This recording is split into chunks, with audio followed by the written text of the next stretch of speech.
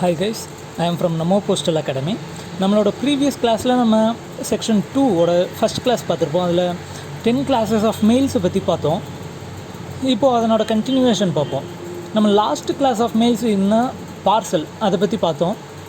அதுக்கு அடுத்த கிளாஸ் எதை பற்றி சொல்லுதுன்னா அந்த பார்சலோட பேக்கிங்ஸ், அதில் இருக்கக்கூடிய பொருளை பற்றி சொல்லுது. அதாவது சில ப்ரோபிட்டட் ஆர்டிகல்ஸாக இருந்தால் எப்படி இருக்கணும், சில இம்பார்ட்டண்ட் மெட்டீரியல்ஸ்க்கு வந்து எந்த மாதிரிலாம் பேக்கிங் பண்ணணுன்றதை பற்றி நம்ம லெட்டருக்கு ஆல்ரெடி பார்த்துருக்கோம். அதே போல் இப்போ ஃபார் எக்ஸாம்பிள் பயாலஜிக்கல் ஸ்பெசிமென்னா கரெக்டான பாக்ஸுக்குள்ளே போட்டு அந்த டேஞ்சரஸ் எதுவும் வெளியில் பாதிக்காத மாதிரி மற்ற ஆர்டிக்கலையோ அல்லது அதை ஹேண்டில் பண்ணுற எம்ப்ளாயீஸையோ பாதிக்காத மாதிரி பேக் பண்ணியிருக்கணும். அதே போல் பார்சலுக்கும் ஒரு சில பாயிண்ட்ஸ் கொடுத்துருக்காங்க, அதை நீங்கள் கைடில் பார்த்துக்கோங்க. அதே பார்சலில் வந்து பெர்ஃப்யூம்ஸ் அனுப்பலாமான்னா அனுப்பலாம். பட் அந்த பெர்ஃப்யூம்ஸ் எப்படி இருக்குன்னா அதனோட ஃப்ளாஷ் பாயிண்ட் 35.6 டிகிரி செல்சியஸ், அதாவது 96 டிகிரி ஃபாரன்ஹீட் ஆர் பிலோ, அதை விட கம்மியாகவும் இருக்கணும். அதே போல் அதனோட ஸ்ட்ரென்த் பார்த்தோம்னா 60 டிகிரி யூபியை விட அதிகமாக இருக்கணும். இப்போதைக்கு நான் பெர்ஃப்யூம்ஸை பற்றி மட்டும் சொல்லியிருக்கேன், மற்றது வந்து நீங்கள் பிஓ கைடில் ரெஃபர் பண்ணிக்கோங்க. அடுத்ததாக ஏர்மெயில் சர்வீஸ். நம்ம 10 classes ஆஃப் மெயில்ஸோட ஃபஸ்ட்லேயே ஒரு பாயிண்ட் சொல்லியிருப்போம். ஆல் அப் ஸ்கீம் படி ஃபஸ்ட் கிளாஸ் மெயில்ஸ்க்கு are given free air transmission and second class articles are given air transmission only on paying air surcharge. Air surcharge pay பண்ணால் மட்டும் second class ஆர்டிகல்ஸ்க்கு air transmission உண்டு. All classes of mail for and from Agartala are given free air conveyance between Agartala and Kolkata and Agartala and airports in Assam without air surcharge. அதாவது அகர்தலாவுக்கு போகிற ஆர்டிக்கலும் சரி, அகர்தலாவிலிருந்து வர ஆர்டிக்கலுக்கும் சரி free air transmission எந்த இடத்துலேருந்து எந்த இடத்துக்கு இடையில் கொடுப்பாங்கன்னு பார்த்தோம்னா Agartala and Calcutta and Agartala and airports in Assam. அது வழியாக போகிற எல்லா கிளாஸஸ் ஆஃப் மெயில்ஸ்க்கும் ஃப்ரீ ஏர் டிரான்ஸ்மிஷன் உண்டு, ஏர் சர்சார்ஜ் பே பண்ணாமலும். அதே போல் all classes of mail between Chennai and Port Blair are given free air transmission. Chennai Port பிளேருக்கு இருக்க எல்லா ஆர்டிகல்ஸ்க்கும் ஏர் டிரான்ஸ்மிஷன் ஃப்ரீயாக கொடுக்குறாங்க. All surcharged articles must bear blue airmail label by airmail on top left hand corner. Air surcharge பே பண்ணியிருந்தாங்கன்னா அதில் வந்து ஏர்மெயில் லேபிள் ப்ளூ கலரில் இருக்கும். அந்த ப்ளூ லேபிள் வந்து அந்த ஆர்டிக்கலில் இருக்கணும். பை ஏர்மெயில்னு டாப் லெஃப்ட் ஹேண்ட் கார்னரில் எழுதியிருக்கணும். Payment of full airmail fee on parcels and at least 75% of total charges including air fee on all other articles is obligatory.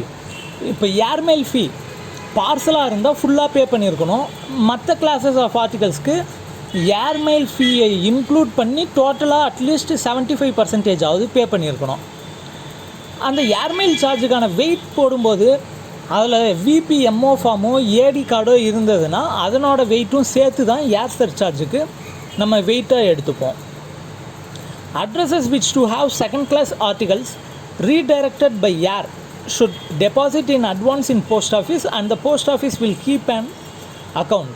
இப்போ செகண்ட் கிளாஸ் ஆர்டிகல்ஸை வந்து நம்ம ஏர் மூலமாக ரீடைரக்ட் பண்ண சொல்லி இன்ஸ்ட்ரக்ஷன்ஸ் கொடுத்துருந்தாங்க அப்படின்னா அவங்க ஆஃபீஸில் அட்வான்ஸாக பே பண்ணியிருக்கணும். அந்த ஏர்மெயில் சர்சார்ஜை வந்து அட்வான்ஸாக பே பண்ணி எவ்வளோ ஆர்டிக்கல் ரீடைரக்ட் ஆகுதோ அதை கால்குலேட் பண்ணி ஒரு அக்கௌண்ட் ஒன்று மெயின்டைன் பண்ணிக்கணும். போஸ்ட் ஆஃபீஸ் வந்து அந்த அமௌண்ட்டை மெயின்டைன் பண்ணிட்டு வருவாங்க. அந்த அக்கௌண்ட் கட்டின டெபாசிட் அமௌண்ட் வந்து தீர்ற சமயத்தில் போஸ்ட் ஆஃபீஸ் ஒரு ரிமைண்டர் அனுப்பி அதோட போதுமா இல்லை அதுக்கு மேலே வேணும்னா மீண்டும் அதை அமௌண்ட் கட்டிங்கன்ட்டு ரிமைண்டர் கொடுப்பாங்க. இவ்வளோ நேரம் ஏர்மெயில் ஏர் சர்சார்ஜை பற்றி பார்த்துட்டு இருந்தோம்.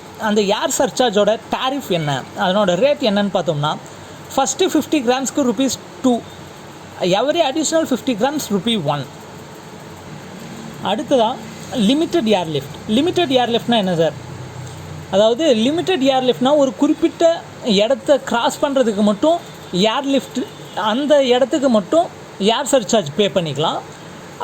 வழக்கமான சார்ஜஸை விட கன்செஷனல் ரேட்டில் இருக்கும் அந்த இடத்துக்கு மட்டும். ஏன்னா அந்த இடம் வந்து ரொம்ப ரிமோட் ஏரியா இருக்கும், ரொம்ப டிஃபிகல்ட்டாக அந்த இடத்துல மட்டும் இருக்கிறதுனால அதில் மட்டும் லிமிட்டட் ஏர்லிஃப்டாக நம்ம பே பண்ணிக்கலாம் கன்செஷனல் ரேட்ஸில்.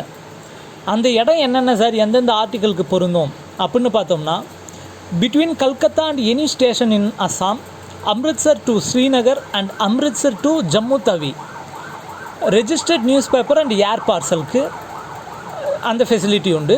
அதே போல் Srinagar to Leh, Srinagar to Kargil, Patna to Kathmandu, registered newspaper packets and air parcels, Silchar to Imphal air parcels. அப்படி அந்த லிமிட்டட் ஏர்லிஃப்ட் இருக்கிற ஆர்டிகல்ஸில் அதே போல் சூப்பர்ஸ்கிரிப்ஷன்ஸ் ஃபார் லிமிட்டட் ஏர்லிஃப்ட் பிட்வீன்னு போட்டு சூப்பர்ஸ்கிரிப்ஷன் இருக்கணும். ஏர் பார்சல்ஸ், ஏர் பார்சல்லையும் சேம் மற்ற ஆர்டிக்கலுக்கு எப்படி ப்ளூ ஏர்மெயில் லேபிள் இருக்கணுமோ அதே போல் ப்ளூ ஏர்மெயில் லேபிள் வச்சுருக்கணும். ஏர் பார்சல்னு சூப்பர்ஸ்கிரைப் பண்ணியிருக்கணும். இப்போது ரெஜிஸ்ட்ரேஷன்னா என்ன சார், அது என்ன சார் பண்ணோம்? ரெஜிஸ்ட்ரேஷன் மேக்ஸ் டிரான்ஸ்மிஷன் மோர் செக்யூர். டிரான்ஸ்மிஷனை செக்யூர் பண்ணுறதுக்காக பண்ணுறது தான் நம்ம ரெஜிஸ்ட்ரேஷன். அது மட்டும் இல்லாமல் ரெஜிஸ்ட்ரேஷனுக்கு டெலிவரிக்கு ப்ரூஃப் இருக்கும். Risk of injury is diminished by the use of special registration envelopes sold at post offices. இந்த ஸ்பெஷல் ரெஜிஸ்ட்ரேஷன் என்வலப்ஸ்னு போஸ்ட் ஆஃபீஸில் தனியாக சேலில் இருக்கும். அது 22,000 ரூபான்னு 22.5 ரூபிக்கு சேல் பண்ணுவாங்க. அந்த ஸ்பெஷல் ரெஜிஸ்ட்ரேஷன் என்வலப் யூஸ் பண்ணுறது மூலமாக அந்த ஆர்டிக்கலோட இன்ஜுரி வந்து கம்மி பண்ணலாம். Except post cards all other articles can be registered. Post கார்டை தவிர மற்ற எல்லா ஆர்டிக்கலும் ரெஜிஸ்டர் பண்ணலாம். ரெஜிஸ்ட்ரேஷனுக்கு prepayment of postage and registration fee compulsory. ஒருவேளை அட்லீஸ்ட் டெய்லி மினிமம் ஒரு 10 ரெஜிஸ்டர்ட் ஆர்டிகல்ஸாவது எடுத்துகிட்டு வராங்க அப்படின்னா அவங்க ஸ்பெஷல் ரெஜிஸ்டர்ட் ஜேர்னல் ஒன்று வாங்கிக்கலாம். அப்ளிகேஷன் டிவிஷனல் ஹெட்டுக்கு அப்ளிகேஷன் கொடுத்து ஸ்பெஷல் ரெஜிஸ்டர்ட் ஜேர்னல் வாங்கிக்கலாம். இப்போ ஒரு ரெஜிஸ்டர் போஸ்ட் கூட நம்ம அக்னாலேஜ்மெண்ட்டை சேர்த்து அனுப்புகிறோம். ஆனால் லெட்டரை மட்டும் வாங்கிக்கிறேன்னு சொல்கிறாங்க, அக்னாலேஜ்மெண்ட்டை வாங்கிக்க மாட்டேன்னு சொல்கிறாங்க. அப்போ அந்த ரெஜிஸ்டர் போஸ்ட்டை நம்ம டெலிவரி பண்ணலாமா சார் அப்படின்னா கண்டிப்பாக பண்ணலாம். ரெஜிஸ்டர்டு போஸ்ட்டை மட்டும் டெலிவரி பண்ணிவிட்டு அவங்க சைன் பண்ண மாட்டேன்னு சொல்கிற அக்னாலேஜ்மெண்ட்டை வாங்கிட்டு அந்த அக்னாலேஜ்மெண்ட்டில் ரிமார்க்கை வந்து கரெக்டாக ஸ்டேட்மெண்ட் கொடுக்கணும். இப்போ ஒரு வேளை addressee refused to sign the அக்னாலேஜ்மெண்ட்னா அந்த அக்னாலேஜ்மெண்ட்டில் அட்ரஸி ரெஃப்யூஸ்டு டு சைன் அக்னாலேஜ்மெண்ட்னு எழுதி அந்த அக்னாலேஜ்மெண்ட்டை சென்டருக்கு திரும்ப அனுப்பணும். தி acknowledgement accompanying registered parcel should not be attached to it but must be handed over along with the parcel. பார்சலுக்கு மட்டும் அக்னாலேஜ்மெண்ட் கார்டு வந்து பார்சலோடு அட்டாச் பண்ணி கொடுக்கக்கூடாது. பார்சல் ஹேண்ட் ஓவர் பண்ணுற இடத்துல கையில் தான் கொடுக்கணும்னு சொல்கிறாங்க. அங்கே கவுண்டரில் இருக்கவங்க தான் அதை அட்டாச் பண்ணுவாங்க. The receipt granted to sender should bear the letter AD written across it. இப்போ அக்னாலேஜ்மெண்ட் கார்டோடு இருந்தது அப்படின்னா அந்த ரெசிப்ட் ரெஜிஸ்ட்ரேஷன் ரெசிப்டில் வந்து ஏடி எழுதி நம்ம கொடுக்கணும்.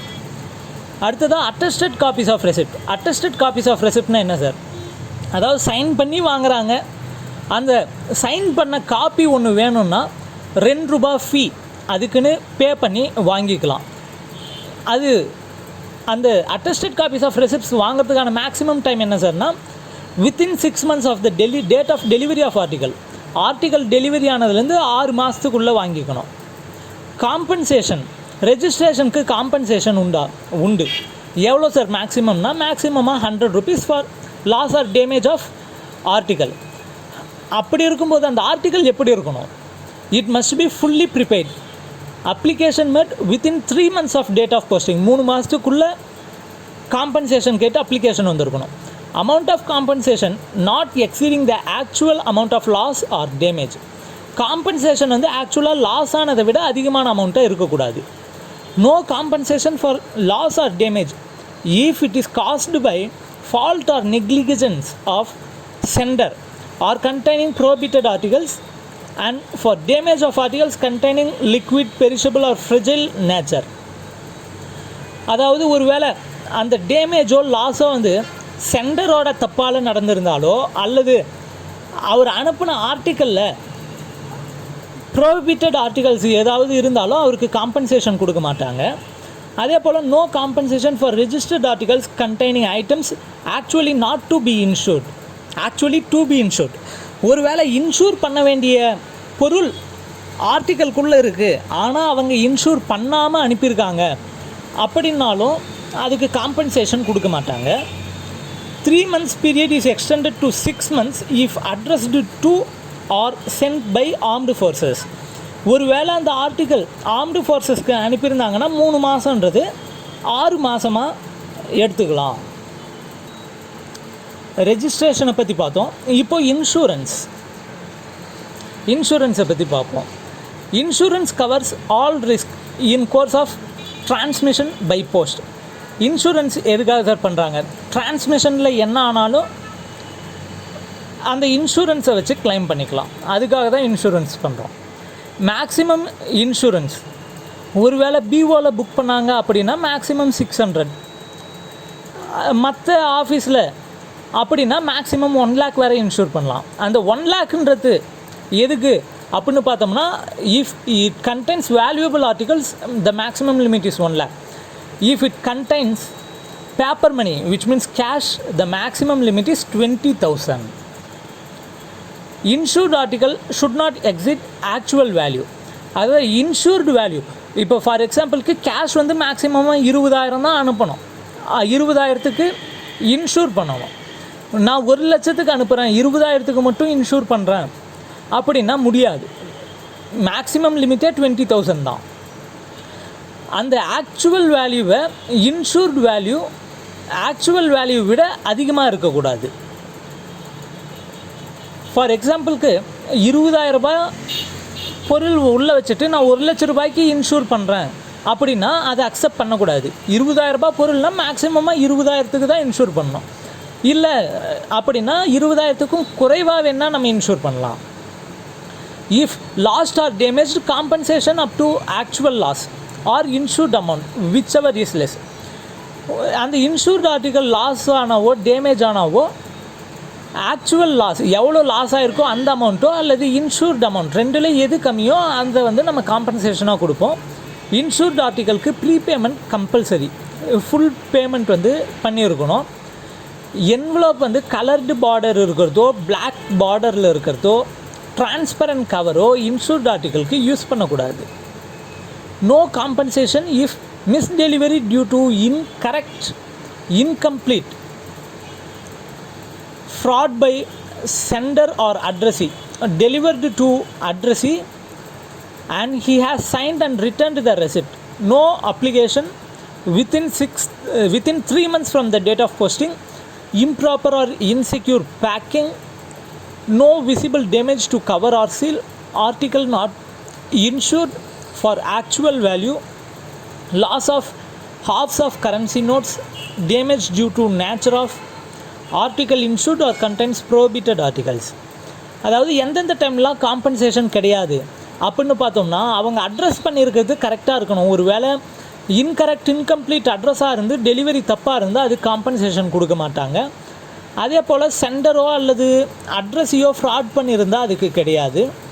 அட்ரஸி சைன் பண்ணி டெலிவரி வாங்கிட்டாரு, அதில் வந்து எந்த விதமான டேமேஜும் இருக்கிறத சொல்லாமல் வாங்கிக்கிட்டாரு, அதுக்கு பிறகு வந்து எனக்கு கம்மியாக இருக்குதுன்னு சொன்னார்னா அந்த அப்ளிகேஷனை நம்ம ஏற்றுக்க மாட்டோம்.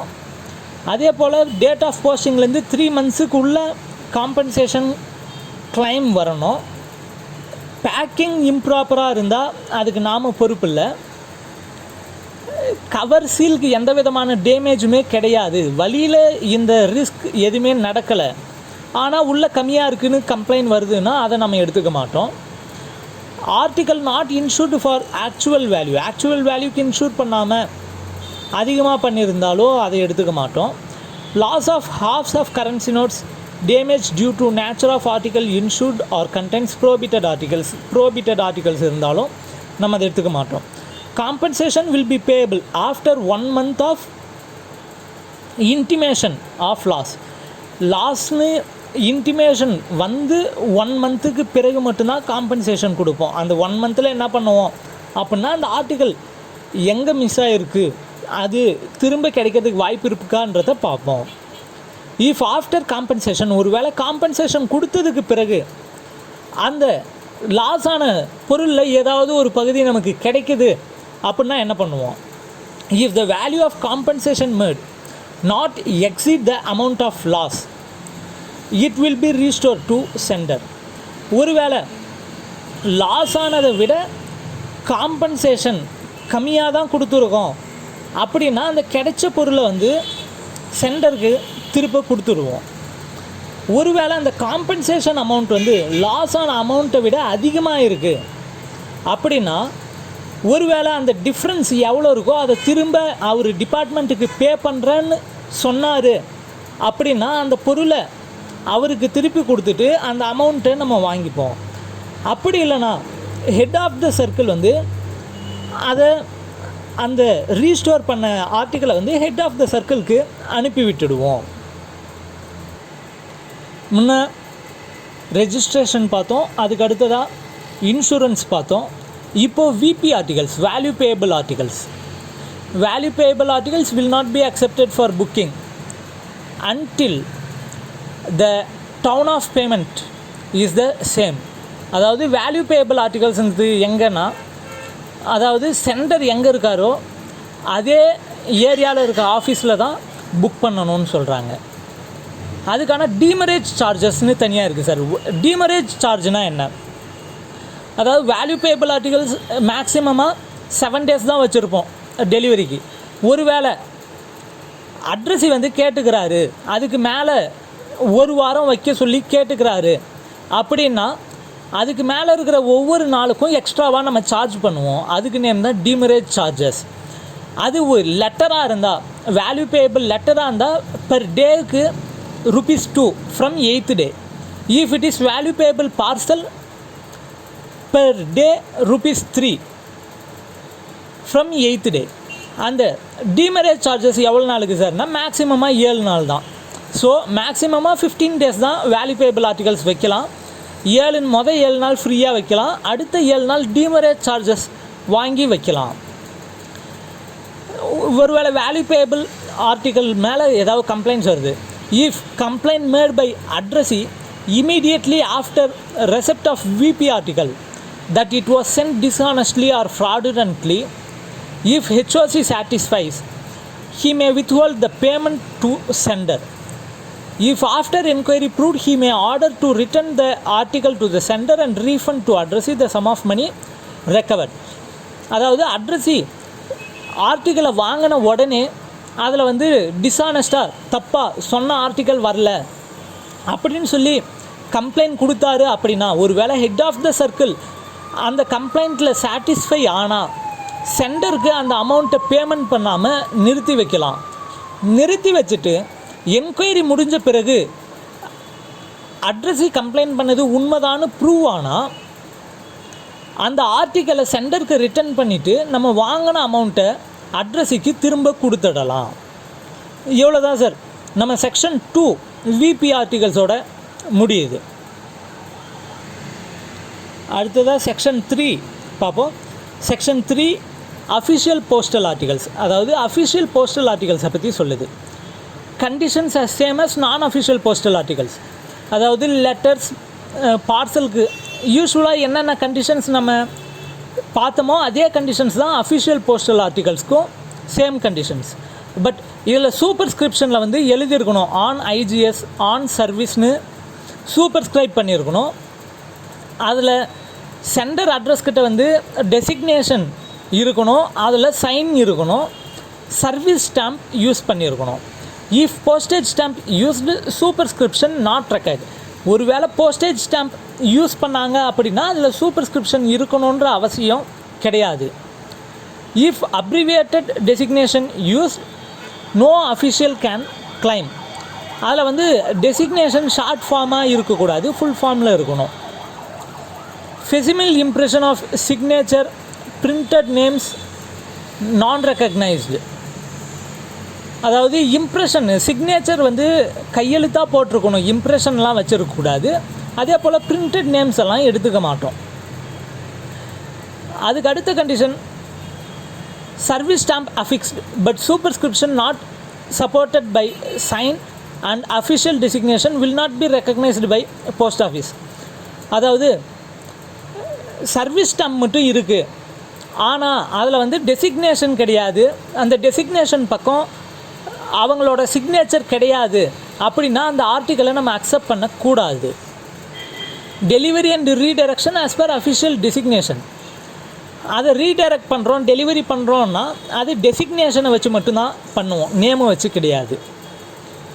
Unpaid insufficiently paid articles. ஒருவேளை அஃபிஷியல் போஸ்டல் ஆர்டிகல்ஸே அன்பெய்டாவோ இன்சஃபிஷியன்ட்லி பெய்டாகவோ இருந்தால் நம்ம சிங்கிள் டெஃபிஷியன்சி மட்டும்தான் கலெக்ட் பண்ணுவோம். லோக்கல் ஃபண்ட் அஃபிஷியல்ஸ் அவங்க மட்டும் ஆன் ஐஜிஎஸில் லெட்டர்ஸ் அனுப்ப முடியாது. போஸ்டேஜ் டியூ ஒருவேளை இப்போ இன்சஃபிஷியண்ட்டாவோ அன்பெய்டாவோ இருக்குது, அந்த அமௌண்ட்டை நம்ம ரெக்கவர் பண்ணும்போது சிங்கிள் டெஃபிஷியன்சி தான் வாங்குவோம். அந்த சிங்கிள் டெஃபிஷியன்சியும் சர்வீஸ் ஸ்டாம்ப் மூலமாக பே பண்ணக்கூடாது, போஸ்டேஜாக தான் பே பண்ணணும். அடுத்ததாக ஸ்பெஷல் பேக்ஸ் அண்ட் கேம்ப் பேக்ஸை பற்றி பார்ப்போம். ஸ்பெஷல் பேக்ஸ், கேம்ப் பேக்ஸ் அப்படின்னா என்ன சார் அப்படின்னு பார்த்தோம்னா, அதாவது ஹையர் அஃபிஷியல்ஸ், ஃபார் எக்ஸாம்பிளுக்கு பிரைம் மினிஸ்டர், பிரசிடெண்ட், மினிஸ்டர்ஸ்லாம் அஃபிஷியல் டூர் வேறு இடத்துக்கு போகிறாங்க அப்படின்னா அவங்களுக்கான லெட்டர்ஸ் எல்லாத்தையும் ஒரு பேக்கில் போட்டு அதை ஸ்பெஷல் பேக்காக அவங்க எங்கே போகிறாங்களோ அந்த இடத்துக்கு டெலிவரி பண்ணலாம். அதுக்கு நேம் தான் ஸ்பெஷல் பேக்ஸ், கேம்ப் பேக்ஸ்னு சொல்கிறோம். அதில் என்னென்ன சார் இருக்கலாம் அப்படின்னம்னா, fully prepaid uninsured inland letter mail. Inland letter mail அன்இன்சூர்டாக இருக்கணும், ஃபுல்லி ப்ரிபெய்டு ஆர்டிகல்ஸாக இருக்கணும். அப்படி இருக்கிறத மட்டும் அந்த ஸ்பெஷல் பேக்கில் நம்ம டெலிவரி பண்ணுவோம். அதில் போஸ்ட் டவுன் மென்ஷன் பண்ணாமல் கேம்ப் போட்டு மென்ஷன் பண்ணியிருக்கணும். To the camp of president, to the camp of the prime மினிஸ்டர்னு போட்டிருக்கணும். Enclosed in special mail bags, registered list placed, list returned with empty bag. அந்த ஸ்பெஷல் மெயில் பேக்ஸ் உள்ள articles இருக்கும், அது உள்ள ரெஜிஸ்டர்ட் லிஸ்ட் ஒன்று இருக்கும், உள்ளே என்னென்ன கண்டென்ட்ஸ் இருக்குன்னு நம்ம எழுதி 2 காப்பி இருக்கும். அதில் ஒரு காப்பியில் சைன் வாங்கிட்டு எம்டி பேக், அந்த எம்டி பேக்கையும் அந்த சைன் வாங்கின லிஸ்ட்டையும் ரிட்டர்ன் எடுத்துகிட்டு வந்துடுவோம். Both official and private articles are placed in special bags if addressed to camp. கேம்புக்கு அட்ரஸ் பண்ணியிருந்தாங்க அப்படின்னா official articles and private articles ரெண்டுமே ஸ்பெஷல் பேக்கில் இருக்கும். Special bags and camp bags are booked and delivered on Sundays and other post office holidays also. இந்த special bags, camp பேக்ஸை வந்து நம்ம எல்லா நாள்லேயும் புக் பண்ணி டெலிவரி பண்ணலாம். Article addressed neither to camp nor to post town will be sent to headquarters. அதாவது post டவுனும் மென்ஷன் பண்ணல, கேம்ப்னும் மென்ஷன் பண்ணாமல் ஆர்டிக்கல் வருது அப்படின்னா அவங்களோட ஹெட் குவார்ட்டர்ஸ்க்கு நம்ம அனுப்பி விட்டுருவோம். Parcels, money order, value payable articles, insured articles, due articles not delivered by special bags but sent to headquarters. Parcel, money order, VP, insured article, due ஆர்டிக்கல்லாம் ஸ்பெஷல் பேக்கில் நம்ம டெலிவரி பண்ண மாட்டோம்னு முன்னவே பார்த்தோம். அந்த ஆர்டிகல்ஸ் எல்லாம் ஒரு வேளை வந்தது அப்படின்னா அவங்களோட ஹெட் குவார்ட்டர்ஸ்க்கு நம்ம அனுப்பி விட்டுடுவோம். Office files and other official papers may be transmitted by post to or from camp of higher officer to whom these rules are applicable. Files and papers enclosed in bag and sent as camp bag as parcel or air parcel or letter. முன்ன வந்து நம்ம special பேக்கை பற்றி பார்த்தோம். Special பேக்கில் வந்து வரக்கூடிய official articles, private articles எல்லாமே கேம்பில் மென்ஷன் பண்ணி வந்ததுன்னா ஸ்பெஷல் பேக்கில் போட்டு நம்ம டெலிவரி பண்ணுவோம். இப்போ கேம்ப் பேக், கேம்ப் பேக்னால் என்ன சார்?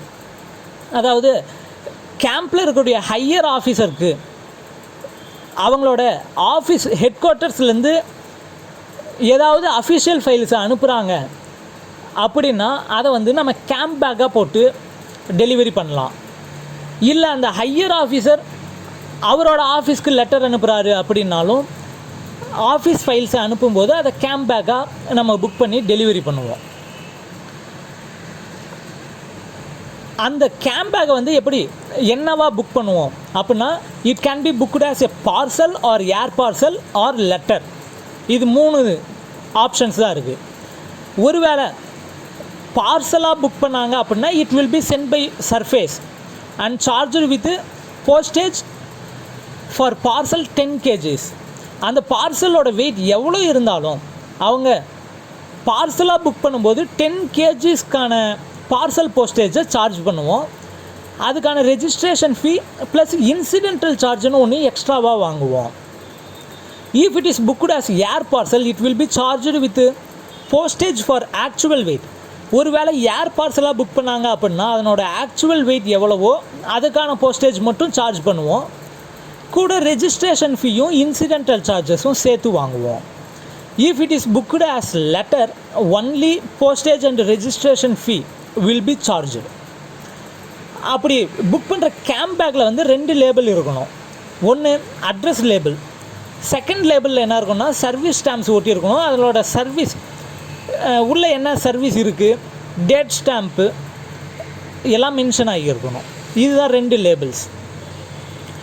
அடுத்ததாக tour programs only for higher அஃபிஷியல்ஸ்னு நம்ம சொன்னோம். அது யார் யார் சார் அப்படின்னு பார்த்தோம்னா, அந்த டூர் ப்ரோக்ராம்ஸை வந்து நம்ம டிபார்ட்மெண்ட் ஹையர் அஃபிஷியல் யார் போனாலும் அவங்க வந்து நம்ம டிபார்ட்மெண்ட்டோட அஃபிஷியலுக்கு இன்டிமேட் பண்ணியிருக்கணும். ஒருவேளை அந்த டூர் டைமில் அவங்க கேம்பை வந்து சேஞ்ச் பண்ணுறாங்க அப்படின்னாலும் அதை நம்ம அஃபிஷியலுக்கு நம்மளோட ஆஃபீஸருக்கு முன்னாடியே அவங்க இன்டிமேட் பண்ணணும்.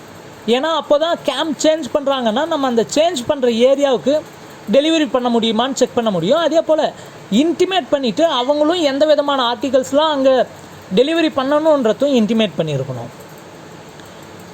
Tour programs of president, vice president and his council of ministers are intimated to director general of post. President, vice president, council of மினிஸ்டர்ஸோட டூர் ப்ரோக்ராம்ஸாக இருந்தால் நம்ம டிபார்ட்மெண்ட் டிஜிக்கு இன்டிமேட் பண்ணணும். ஒருவேளை ஸ்டேட் கவர்னர்ஸ் டூர் ப்ரோக்ராமாக இருந்தால் அந்தந்த ஸ்டேட்டில் இருக்கக்கூடிய பிஎம்ஜிஸ்க்கு சொல்லணும். நம்ம டிபார்ட்மெண்ட்டோட டிஜி போஸ்ட் டூர் ப்ரோக்ராமாக இருந்தால் எல்லா சர்க்கிளோட ஹெட்டுக்கும் சொல்லியிருக்கணும். ஏன்னா அவங்க டூர் டைமில் அவங்களுக்கான ஆர்டிகல்ஸ் எல்லாம் டெலிவரி பண்ணுறதுக்காக அப்போ தான் நம்ம வந்து முன்னாடியே பிளான் பண்ண முடியும். அதுக்காக தான் இந்த டூர் ப்ரோக்ராம்ஸை வந்து யார் யாருக்கு சொல்லணுன்ட்டு ஒரு காலம் கொடுத்துருக்காங்க. அதை பார்த்துக்கோங்க. அஃபிஷியல் போஸ்டல் ஆர்டிகல்ஸ் செக்ஷன் 3 அவ்வளோதான். அதுக்கு அடுத்ததான் நம்ம செக்ஷன் 4 ப்ரோஹிபிட்டட் ஆர்டிகல்ஸை பற்றி அடுத்த கிளாஸில் பார்ப்போம். இந்த கிளாஸ்க்கான மெட்டீரியல் பிடிஎஃப் ஃபைலாக டிஸ்கிரிப்ஷனில் கொடுக்குறேன், அதை டவுன்லோட் பண்ணிக்கோங்க. அதே போல் வீடியோ பிடிச்சிருந்தா லைக் பண்ணுங்கள். உங்கள் ஃப்ரெண்ட்ஸ்க்கு கம்பல்சரி சொல்லுங்கள். எக்ஸாமுக்கு படிக்கிறவங்க யாராக இருந்தாலும் இந்த கிளாஸை பற்றி சொல்லுங்கள், அவங்களும் பார்க்கட்டும். லைக் பண்ணுங்கள், ஷேர் பண்ணுங்கள். தேங்க்யூ.